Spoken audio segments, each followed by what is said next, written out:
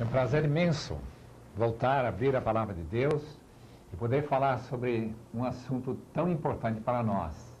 Uma introdução à carta de Paulo aos Romanos. Em primeiro lugar, queremos falar sobre a importância desta carta.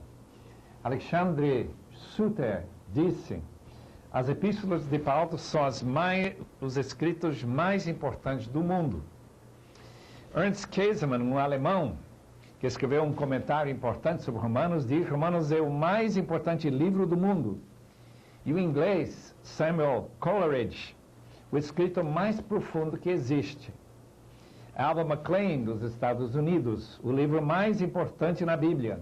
E Martinho Lutero, esta epístola é o mais importante documento no Novo Testamento, o Evangelho, na sua expressão mais pura. E meu professor Dr. Tenney, Romanos oferece uma visão mais completa e sistemática do coração do cristianismo do que as outras epístolas de Paulo, com a possível exceção de Efésios. De qualquer forma, nós temos aqui diante de nós um livro que tem uma importância na história, tanto da igreja como do mundo, que é ímpar, não tem comparação. Olhando, por exemplo, para a Reforma, lembremos que Lutero procurou o Evangelho para ele sentir realmente a justiça que Deus lhe daria através da morte de Cristo. Ele encontrou a resposta, os anseios do seu coração no livro de Romanos. Em primeiro lugar, queremos abrir a nossa mente para qualquer ideia relacionada com a origem desta carta. Como é que Paulo escreveu, onde que ele estava, quais foram as datas, mais ou menos que idade Paulo tinha e o que levou ele a escrever esta carta. Essas perguntas mais relacionadas com a introdução. Primeiramente, a evidência quanto à autoria de Romanos pelo apóstolo Paulo. A evidência externa é muito forte, entre as evidências mais fortes de qualquer livro do Novo Testamento. A primeira referência que nós temos ao fato que Paulo escreveu Romanos, encontramos no cânon de Márcio. Márcio foi aquele herege mais relacionado com o gnosticismo, que negou o Antigo Testamento ser a palavra de Deus, achando que o Deus do Antigo Testamento não é o mesmo Deus do Novo. Mas ele tinha uma lista das cartas de Paulo que ele colocou no seu cânon. 10 epístolas de Paulo, naturalmente ali está Romanos, como também o livro de Lucas. Irineu, Clemente de Alexandria, Tertuliano, todos atribuem esta carta ao apóstolo Paulo. E citações existem numerosas. Estamos pensando, por exemplo, que Inácio, que foi martirizado certo do ano 115 depois de Cristo, Policarpo, que também foi queimado na estaca em Esmirna, viveu entre 69 e 155, Justino Mártir, outro mártir da igreja, 110 a 165, todos citam a carta aos Romanos de Paulo. Até o ano 200 nós encontramos já 19 citações da epístola aos Romanos na literatura dos pais da igreja. Quanto à evidência interna, tem todas as características mais esperadas do apóstolo aos gentios. Veja, por exemplo, capítulo 11 de Romanos, versículo 13, onde Paulo declara que ele é apóstolo dos gentios. Como também capítulo 15, versículo 16, onde ele coloca como seu grande alvo na vida oferecer a igreja gentílica a Deus como oferta agradável ao Senhor. Essa evidência, então, é interna. Seu nome aparece na primeira linha da carta, Paulo, servo, literalmente significa escravo de Jesus Cristo. Então, ele reivindica ser escrito por Paulo. O estilo e as doutrinas centrais que nós encontramos em Romanos são justamente as doutrinas que Paulo ensinava em outras epístolas e que nós conhecemos através do livro de Atos, que era característico de Paulo. Não há, de fato, erudito entre os conservadores que não aceite a autoria paulina de Romanos. E até entre os liberais teria que ser uma pessoa tão extremada que não teria nem campo para ensinar as suas ideias estranhas se ele negasse a autoria paulina de Romanos. Mas existe um problema nesta carta. O problema é sua integridade, isto é, qual é o conteúdo real desta carta. E o problema existe em torno da inclusão ou exclusão dos capítulos, parte do capítulo 15 e 16. A razão desta dificuldade são os manuscritos que nós encontramos. Ambos os capítulos foram escritos certamente por Paulo, não é uma dificuldade com a autoria paulina desses capítulos 15 e 16. Alguns manuscritos têm capítulo 16, versículos 25 a 27, colocado no fim do capítulo 14. Em outros manuscritos, nós encontramos esses versículos no fim do capítulo 15. Márcio não tem os capítulos 15 e 16 em sua cópia de Romanos. E também, interessantemente, essas 26 saudações no capítulo 16 parecem para nós um pouco estranhos. Numa carta aos Romanos, uma cidade onde Paulo não trabalhou, onde ele não tinha nem visitado ainda, como é que ele tinha tantos amigos naquela cidade? Em capítulo 18, 2 de Atos e 18, 26, encontramos Áquila e Priscila em Éfeso. Mas em Romanos 16, versículo 3, eles estão em Roma. 1 Coríntios 16, versículo 19, também estão em Éfeso. Encontramos também essa referência em capítulo 16 de Romanos a Epeneto. Epeneto, versículo 5 de Romanos 16, é chamado as primícias da Ásia. O que acham, então? Acham estranho, mas muitos acham estranho. E juntamente com o fato que alguns manuscritos não têm esses capítulos na sua cópia de Romanos. Essas epístolas bem antigas. Mas, como há muitas possibilidades e sugestões, entre elas a ideia de que talvez esse fim de Romanos era parte de uma outra carta. E como aquele papiro sobre o qual se escreviam cartas naquela época era muito frágil, talvez um pedaço foi cortado ou quebrado da epístola às Romanas e colocado em outra epístola. Ou talvez estava ligado à epístola aos Efésios. E depois foi colocado Romanos. De qualquer forma, podemos ter certeza que Paulo escreveu e que faz parte da palavra inspirada de Deus.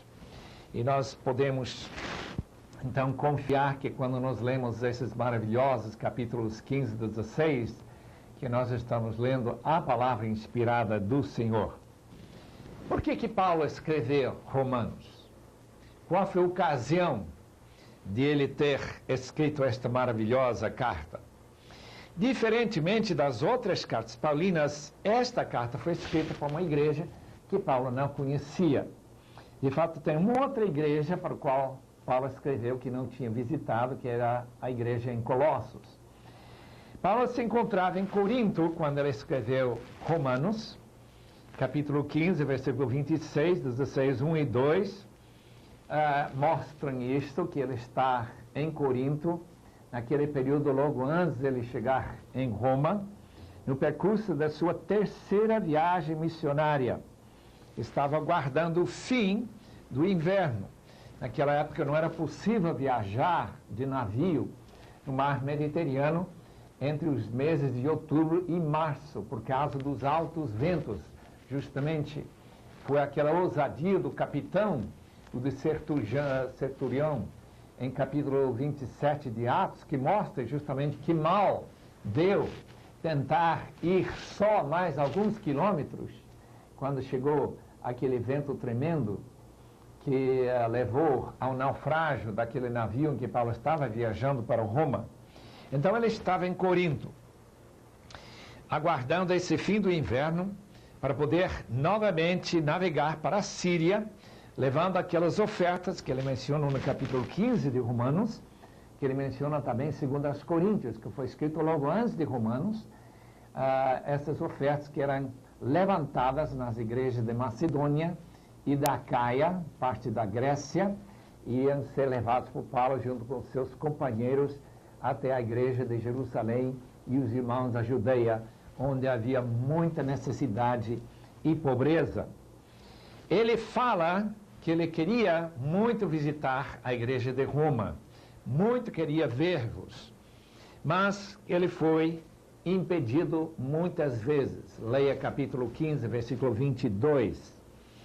Mas agora, depois de ter trabalhado com aquela região ao leste do Império, ele se sente tranquilo em viajar até Roma para ele poder repartir um dom espiritual. Versículo 11 do primeiro capítulo: porque muito desejo ver-vos, a fim de repartir convosco algum dom espiritual, para que sejais confirmados. Nós não sabemos muito como Paulo podia conferir um dom espiritual, já que em 1 Coríntios ele mesmo diz que o Espírito Santo distribui como ele quer.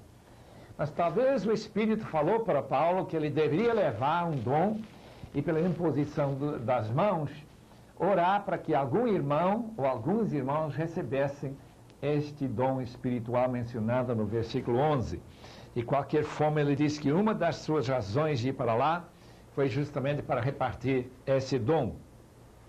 Ele diz no capítulo 15 e versículo 24 que ele não tinha mais campo de atividade. Aqui nós encontramos a metodologia paulina, a metodologia missionária, de pregar o evangelho numa certa região e esperar que a própria igreja espalhasse as boas novas aos campos e às aldeias ao redor. Nós encontramos, por exemplo, em Atos 19, versículos 9 e 10, que quando Paulo estava pregando em Éfeso, toda a Ásia recebeu o evangelho. Eu acho muito importante saber que esta é a metodologia que Paulo endossava. E a razão que ele podia dizer que no leste do Império, desde Jerusalém até a Iugoslávia, chamado Ilírico naquele tempo, ele não tinha mais campo de trabalho, por isso que ele queria chegar em Roma. E para chegar lá, ele teria que ter uma carta de apresentação. E nós perceberemos por que ele queria que houvesse uma carta escrita antes dele chegar lá. Não somente para informar os irmãos da sua vinda, mas também para preparar as pessoas para recebê-lo e saber de antemão como que ele ensinava o Evangelho. Razão que a carta aos Romanos seja uma carta tão sistemática, a carta que mais tem da teologia paulina de qualquer outra carta. Não é uma carta que resolve problemas como a carta aos Coríntios ou a carta a Colossenses, mas é uma carta em que Paulo está escrevendo para se apresentar. Paulo era um líder que provocava controvérsia. E havia controvérsia em Roma, isso nós sabemos. Nós estaremos explicando isso daqui um pouco, qual foi justamente essa controvérsia dentro das igrejas lá, ou sinagogas de Jerusalém. Seguramente a mão de Deus estava por trás de tudo, para que tenhamos em nossas mãos esta tão preciosa oferta da parte de Deus para nós. Que presente maravilhosa esta carta aos Romanos. Há razões fortes para localizar a data durante o inverno de 57 a 58, quando Paulo estaria em Corinto, e que ele estava sendo hospedado na casa de o irmão Gaio, e que ele estava ajudando aquela igreja. A terceira viagem missionária começou por volta do ano 54, depois de Cristo, e depois de passar alguns anos em Éfeso, passou até Corinto, e a diaconisa Febe, que estava viajando para Roma, e que ele diz no primeiro versículo do capítulo 16 de Romanos, ele queria que os irmãos em Roma recebam aquela diaconisa. e me parece muito provável que ela levou este preciosíssimo documento nas suas mãos até a cidade de Roma. Vamos falar um pouquinho sobre a fundação da igreja em Roma e como estavam as coisas no ano 57 a 58, quando Romanos foi escrito. Quem começou aquela igreja, ninguém sabe. Não há nenhum nome certo. A Igreja Católica gostaria que nós crescêssemos, que foi o discípulo apóstolo de Jesus, Pedro, que recebeu as chaves do reino, que começou a igreja de Roma. E a razão que o Vaticano se coloca em Roma e não uma outra cidade do Império onde poderia ter sido colocado. Isso é porque dão a impressão que Pedro não somente começou a igreja lá, como ele pastoreou a igreja, teria sido o bispo daquela igreja, e que passou então autoridade para outros bispos e pastores para continuar e dar dessa forma uma certa base para crer na infalibilidade do Papa em Roma. Mas de fato nós não temos nenhuma evidência que Pedro fundou a igreja. Aliás, temos muita certeza que ele não começou a igreja lá. O que é interessante encontrar no capítulo 2 de Atos, que havia pessoas ouvindo o evangelho pregado por Pedro em Jerusalém. Em aquela lista das diferentes terras de onde vieram aqueles prosélitos e outros que estavam adorando em Jerusalém na época de Pentecoste. Então, com certeza, alguns romanos também se converteram, entre judeus e prosélitos. Então, eles teriam voltado para Roma e começado a pregar o evangelho nas suas sinagogas, falando que o Messias já tinha vindo, que ele tinha morrido pelos pecados, cumprimento de certos textos do Antigo Testamento. Sabemos, por causa de um historiador, e também pelo fato que o capítulo 18 de Atos conta que Cláudio, o imperador, durante aqueles anos, antes que Paulo escreveu Romanos, ele morreu cerca do ano 54 depois de Cristo, aquele imperador tinha expulso os judeus de Roma. Por que ele expulsou aqueles judeus? O historiador romano Suetônio diz que foi por causa de um certo Crestos, C-H-R-E-S-T-O-S, Crestos. Naturalmente, nós não temos absoluta certeza, 100% certeza, que Crestos é Cristo mal escrito. Mas a impressão é muito forte que a razão dos distúrbios em Roma foi por causa de Cristo. Tal como em outras ocasiões, quando Paulo pregava, houve tantas vezes aqueles alvoroços, pessoas entrando nessas grandes discussões e disputas e até brigas.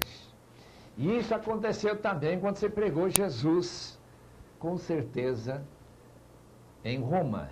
E o resultado, o imperador diz: se vocês judeus vão brigar assim, ele não se interessou em saber por quê, vocês vão ter que sair da cidade. Então ele assinou um decreto para todos os judeus sair de Roma, cerca do ano 48. Podemos ler isso no capítulo 18 de Atos, e nós encontramos que Áquila e Priscila estavam em Corinto, recém-chegado de Itália, com Priscila, sua mulher, em vista de ter Cláudio decretado que todos os judeus se retirassem de Roma. E Paulo aproximou-se deles lá em Corinto. Então, meus queridos alunos, estudiosos da palavra, saibam que tem fatos históricos que colocam seu imprimatur em cima da própria Bíblia. Com certeza, uma das razões que Paulo escreve da maneira que ele escreve aos Romanos é sabendo que Cláudio tinha decretado que os judeus todos saíssem. Quando Cláudio morreu, no ano 54, naturalmente os judeus, que eram sempre mais virados para comércio, tal como fazem aqui em São Paulo e outras cidades do mundo, eles logo voltaram para Roma e naturalmente queria novamente assumir posto de liderança, mas os gentios já tinham tomado conta das igrejas, e então tinha essa possibilidade de mais controvérsias e mais brigas dentro das igrejas e também das sinagogas em Roma.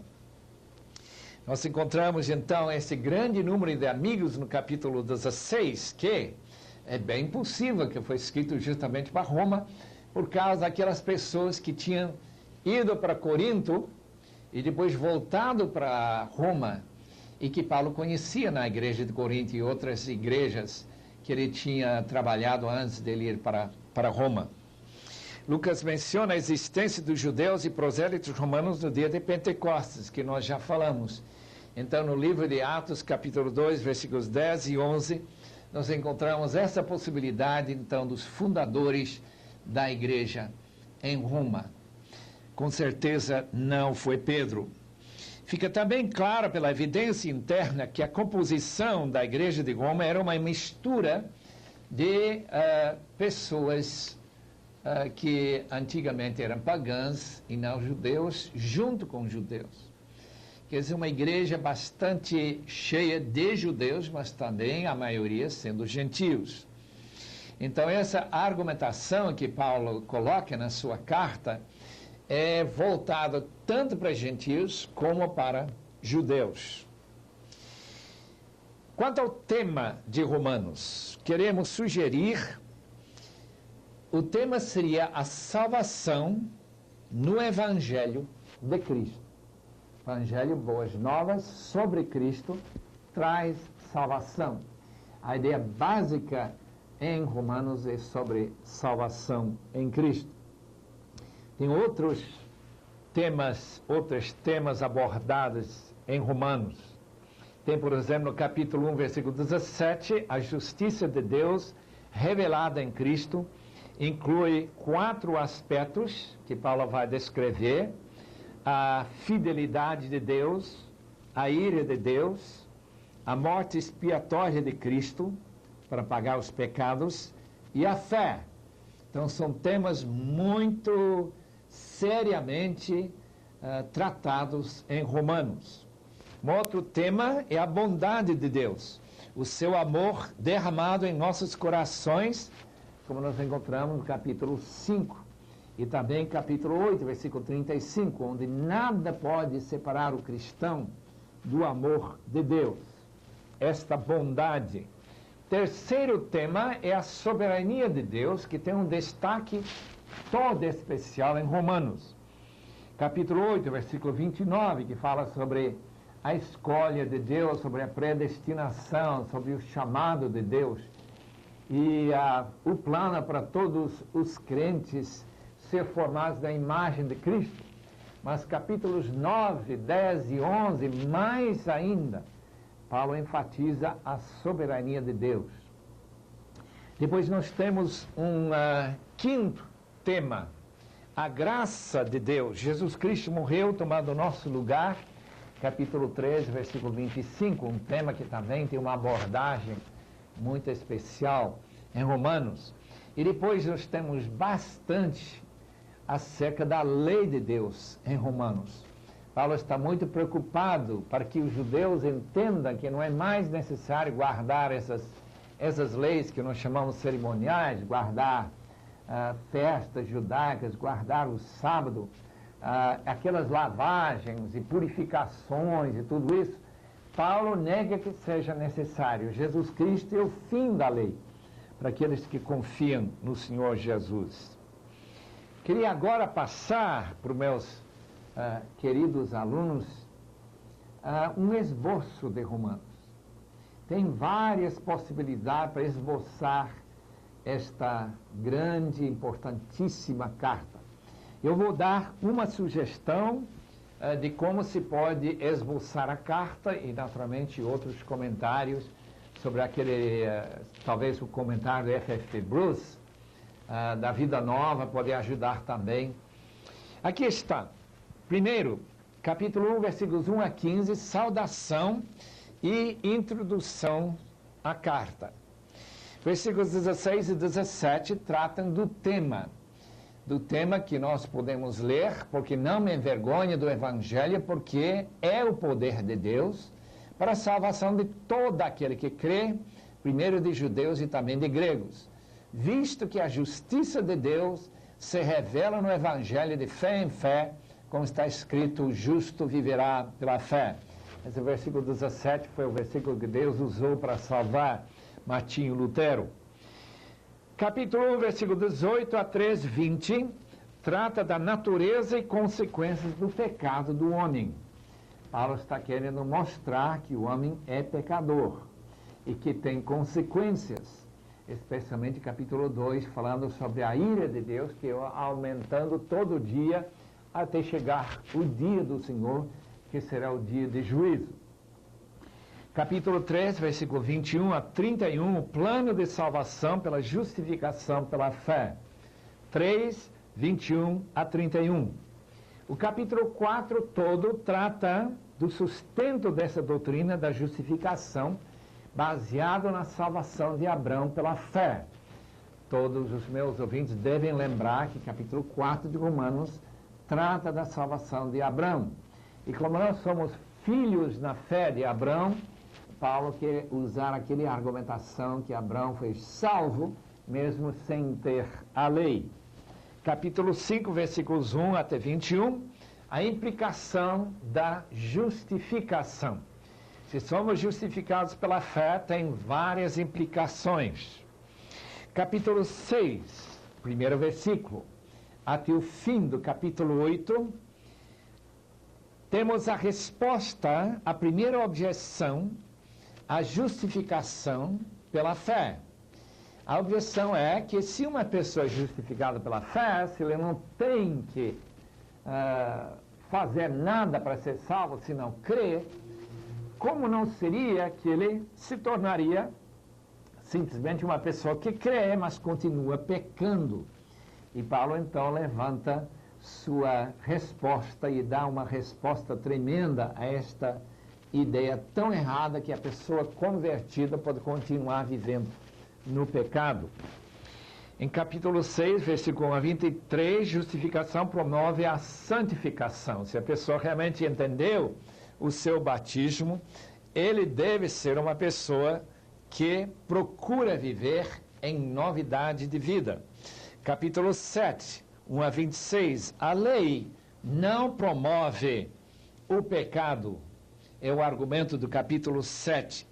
Capítulo 8, graça e o Espírito Santo promovem, sim, a santificação.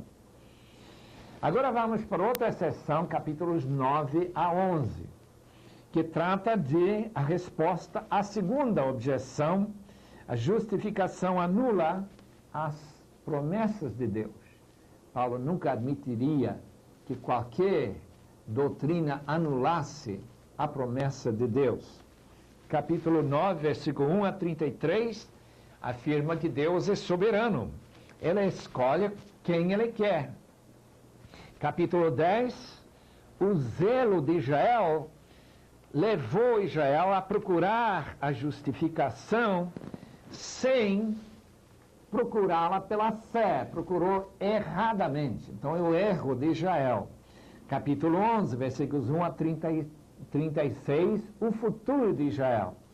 Nesse grande capítulo, Paulo afirma que Israel será novamente inserido naquela oliveira que Deus está cultivando desde o começo da história e que vai terminar quando Cristo volta. Capítulos 12 até 16 são exortações práticas para a igreja de Roma. Em primeiro lugar, capítulo 12, 1 até 21, devem servir a Deus com os dons em amor. Uma ênfase muito grande sobre o amor e aquele sacrifício dos seus corpos, essa modificação de sua mente para poder servir a Deus com os dons. Capítulo 13, 1 a 14, submissão ao Estado e também o amor ao próximo. E capítulo 14, versículos 1 a 23, a responsabilidade pessoal perante Deus. Capítulo 15, 1 a 14, Cristo, nosso exemplo, aquele que cumpre as promessas a Israel, como também aos gentios. Capítulo 15, versículos 15 a 33, os planos missionários de Paulo. Como ele espera chegar até a Espanha para poder falar do evangelho aos espanhóis, isto é, aos romanos que moravam lá na Espanha. E finalmente, capítulo 16, 1 a 27, saudações e a doxologia final do livro aos romanos. No tempo que nos resta, nesta aula, eu quero falar sobre as peculiaridades e alguns pontos bem interessantes nesta carta aos Romanos. Eu tenho muita alegria em poder falar sobre estes pontos chaves, ideias básicas, peculiaridades que existem nesta maravilhosa carta. Naturalmente, se nós tivéssemos 15 a 20 horas, e na uma hora só, nós poderíamos falar muito mais extensamente sobre cada versículo, mas nós queremos simplesmente falar sobre alguns pontos principais. O primeiro que eu quero mencionar, no primeiro versículo, é que Paulo se chama de escravo. Ele é escravo de Jesus Cristo, chamado para ser apóstolo. A palavra escravo descreve para o apóstolo a ideia de que uma vez que Cristo pagou nossos pecados, nós fomos comprados por Jesus. Fomos libertados do nosso velho dono, que também escravizava com o pecado, que seria o demônio. E Cristo nos tirou desse cativeiro e nos deu o privilégio de sermos escravos.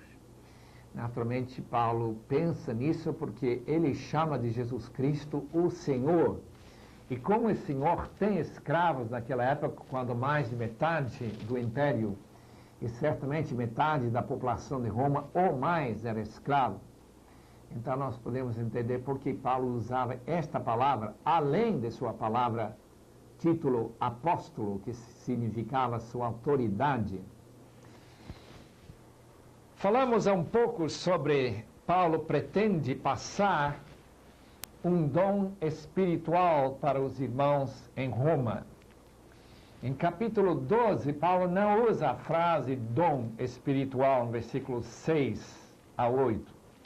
Ele usa a palavra apenas dom, carisma, de onde vem a nossa palavra carismático. Por que ele acrescenta essa palavra espiritual?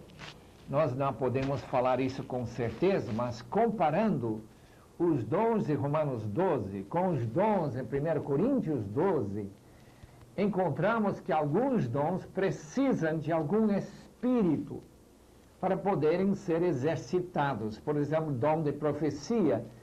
Se não tiver um espírito para trazer essas informações, é impossível fazer qualquer profecia, senão seria apenas uma adivinhação humana. Ou falar em línguas, que eu acho que seriam línguas dos anjos. Então, os espíritos são anjos que podem trazer dons particulares. E Paulo, então, está desejoso de repartir, passando não o Espírito Santo às pessoas, mas algum dom que seria útil por ser ministrado por algum espírito angelical. Leiam com cuidado Hebreus 1, versículo 14. Esta é a minha explicação por esta estranha frase, um dom espiritual, que precisaríamos para poder discernir espíritos, para poder interpretar dom de línguas, para poder falar línguas, para poder profetizar. Agora, o dom de misericórdia ou de contribuir não precisa de nenhum espírito. O que precisa, sim, é o amor do Espírito Santo no coração, mas os romanos já tinham o Espírito Santo. Vamos para a nossa terceira peculiaridade. O Evangelho deveria ser primeiramente pregado aos judeus. Versículo 16 do primeiro capítulo. Todo mundo talvez estranha isso. Mas o fato é que os judeus têm prioridade no plano de Deus, porque eles formaram o povo escolhido. E os profetas, a Bíblia e o próprio Messias, nosso Senhor Jesus Cristo, segundo a sua humanidade, vem de Davi. Então era natural para o pregador levar primeiramente o evangelho aos judeus.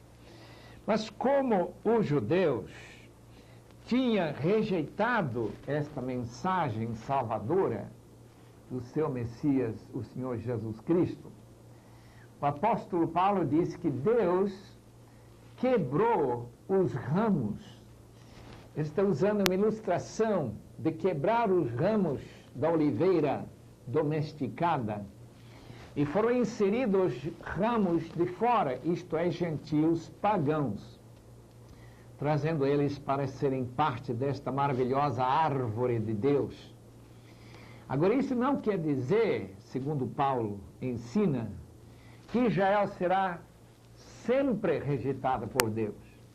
Aliás, se nós olharmos no capítulo 11, versículo 15, dá para entender que Israel será de novo inserido neste árvore de Deus. E que quando Israel for restaurado, isso seria o sinal da segunda vinda de Cristo. Deixe-me ler esse versículo para mostrar por que eu creio assim.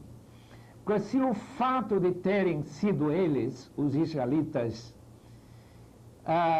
rejeitados, trouxe reconciliação ao mundo gentílico, que será o seu restabelecimento, senão vida de entre os mortos?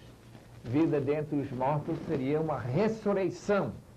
Uma ressurreição, em primeiro lugar, espiritual, depois seria a ressurreição física, no corpo espiritual que vai levantar-se logo antes da segunda vinda de Cristo. Nós estaremos estudando isso em 1 Tessalonicenses 4. Nosso quarto ponto. Não é judeu quem é descendente de Abrão e circuncidado exteriormente apenas. É judeu quem é circuncidado de coração. Assim diz capítulo 2, versículo 20 e 21. Interessante esta referência à circuncisão do coração. Uma ideia que nós encontramos também no livro de Deuteronômio. É uma afirmação da parte de Paulo que cerimônias, guardar a lei e também ser descendente de Abraão não é o essencial para ser povo de Deus. O povo santo de Deus, de fato, é o povo que crê e que confia e que obedece ao Senhor. Este é o significado de ser circuncidado no coração. Também no capítulo 2, versículos 14 a 16, encontramos uma referência aos gentios que não têm a lei, mas que procedem por natureza segundo a lei, e de conformidade com essa lei, não tendo a lei, servem eles de lei para si mesmos. O que Paulo está querendo dizer com isso? Me parece que ele está citando justamente aqueles textos do Antigo Testamento, especialmente Jeremias 31 e capítulo 36 de Ezequiel, onde os grandes profetas do Antigo Testamento falavam sobre a lei ser escrito no coração. Agora, a lei de Deus não é escrita no coração de quem não tem a Jesus. E Paulo está com certeza ensinando que, como os gentios têm recebido o Espírito de Jesus Cristo, com a vinda do Espírito para o crente, a lei de Deus é escrita no seu coração. É por isso que o crente vive diferentemente, por isso que ele tem uma consciência, se ele é realmente convertido, uma consciência que não permite ele fazer as coisas que os gentios faziam antes de conhecer a Cristo. De fato, eles começaram a viver justo e piamente diante de Deus, negando aqueles paixões mundanas, como diz Tito, capítulo 2, versículos 12 e 13. Os pecados do Antigo Testamento, isto é, dos santos do Antigo Testamento, não foram de fato removidos por aqueles sacrifícios. Este é o quinto ponto que nós queremos chamar a atenção. Capítulo 3, e versículos 25 e 26, deixa bastante claro que quando o judeu no Antigo Testamento levava o seu cordeiro, a sua ovelha, para ser sacrificada, isto não tirava os pecados daquele pecador. Tanto Romanos como Hebreus ensinam claramente que não há nenhum sacrifício que pode cobrir pecado, a não ser o sacrifício de Cristo. Portanto, que Paulo ensina aqui em versículo 25 e 26 de Romanos 3, é que quando Cristo morreu, os pecados dos santos do Antigo Testamento, aqueles grandes heróis de Deus como Davi, Samuel, Moisés, todos eles foram perdoados na mesma cruz que nós fomos perdoados. Leiam aqueles versículos com cuidado para ver que é isto mesmo que ele está falando. Ele também ensina, em sexto lugar, que a justificação não significa inserir santidade na vida do pecador, mas de declará-lo santo. Um dos pontos controvertidos da reforma é a Igreja Católica ensinava que a justificação era Deus tornando o pecador justo. Lutero diz, não, isso não é o caso. Justificação pela fé é Deus declarar justo aquele que não é justo, aquele que é pecador, mas que confia em Cristo e que fica inserido em Cristo, de forma que Deus olha para seu filho, vê a perfeição do seu filho e desta forma perdoa o pecador, que continua sendo pecador. Todos nós sabemos disto. Talvez a razão que nós não canonizamos nenhum crente, não chamamos nenhum crente São Paulo, Santo André, nenhum desses nomes que a igreja tem dado aos homens pecadores. Nós entendemos melhor, creio eu, a palavra de Deus em fato de que a palavra justificação é uma palavra jurídica, é palavra de juiz que declara um criminoso absolvido, não porque ele não cometeu crime, mas porque o crime já foi pago por outra pessoa. Por isso que nós damos tanta atenção ao fato de que na cruz de Cristo, Ele morreu pelos nossos pecados, para a nossa justificação. O pecado de Adão, diz capítulo 5, versículo 12, passou a toda a humanidade.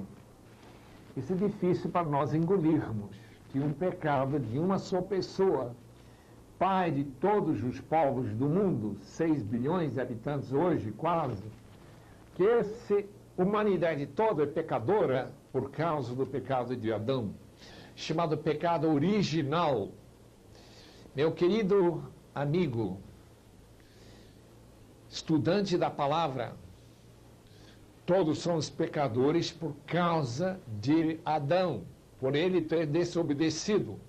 É por isso que nós nascemos pecadores, antes mesmo de nascer, éramos pecadores.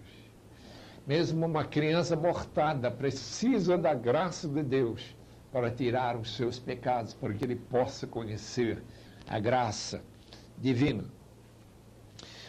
Outra coisa interessante, o batismo, segundo Paulo ensina, capítulo 6, versículos 1 a 7, significa uma união com Cristo.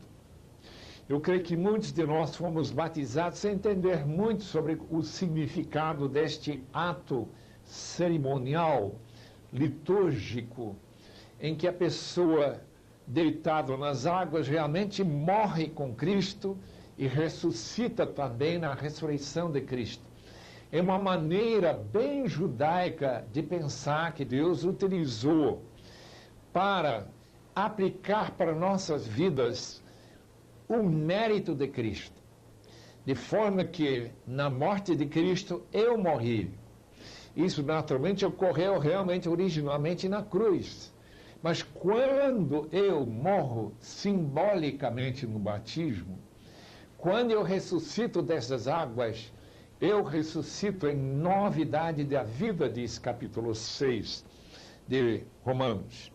Mas, ao mesmo tempo, ele diz que a pessoa que tem morrido com Cristo, ressuscitado com Ele, não necessariamente vai chegar até o céu. Alguns que foram batizados vão para o inferno. E Paulo explica por quê em capítulo 6. Ele diz: se nós obedecermos nossas inclinações ao pecado, nós podemos novamente ficarmos escravizados ao pecado. Porque, de fato, somos servos daquele a quem nós servimos.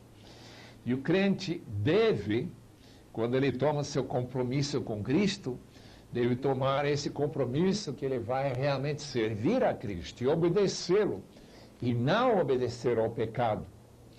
Mas como nós, às vezes, caímos no pecado, e Paulo explica em capítulo 7 que ele sofria também derrotas na sua vida, querendo fazer o que estava certo, mas também tropeçando no pecado que operava na sua carne. Levava Paulo a dizer que em mim, na minha carne, não habita nada de bom, mas com a minha mente já é infiltrada pelo Espírito Santo e eu amo a lei de Deus, eu quero fazer o que Deus quer. Esse é o sinal da conversão. Não é uma pessoa que não peca nesta vida, mas uma pessoa que não quer pecar. E quem lê o capítulo 7 de Romanos vai ver claramente que a lei não ajudou Paulo, mas que ajuda Paulo é o Espírito. E quando ele diz, em desespero, quem me livrará deste pecado da morte, este corpo da morte, ele diz, graças ao Senhor Jesus Cristo. E todos nós que nos convertemos dizemos a mesma coisa. Em nono lugar, a morte de Cristo nos livra da obrigação de guardar a lei. Capítulo 7, versículos 1 a 6, usando a ilustração do casamento. Tal como quando a marido e mulher ainda estão vivos, a mulher tem obrigação a manter-se pura de qualquer contato com outro homem, a não ser seu próprio marido. É o caso do Israel junto à lei.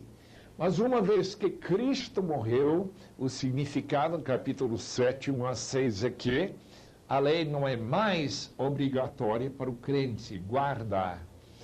Isto é a lei cerimonial. Em 10º lugar, nós gostaríamos de falar que a lei não presta menor auxílio para a santificação. Nós encontramos capítulo 7, versículos 7 a 25. Paulo era uma pessoa totalmente comprometida com a lei. Mas ainda que, segundo sua própria avaliação, em Filipenses, ela era perfeita segundo a lei, quando ele chegou a conhecer a Cristo, descobriu que ele era longe de ser perfeito. Ele tinha pensamentos errados. O fariseu, como Paulo era uma pessoa que cuidava muito de sua vida externa, de aparências, da máscara. Mas Jesus chamou dos fariseus hipócritas, porque o problema está no coração. Aquilo que a gente ama, já que o primeiro mandamento é amar ao Senhor Deus de todo o coração. E não ter inveja. Paulo diz que ele tinha inveja, cobiça. Então esse pecado ele descobriu, também estava no Antigo Testamento. Em 11º lugar, Paulo afirma que não há nenhuma condenação para aqueles que estão em Cristo. Romanos 8, versículo 1.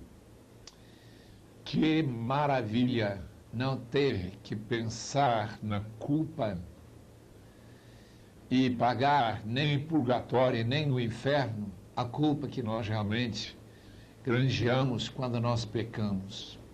Graças a Deus que essa condenação já foi levada por Cristo.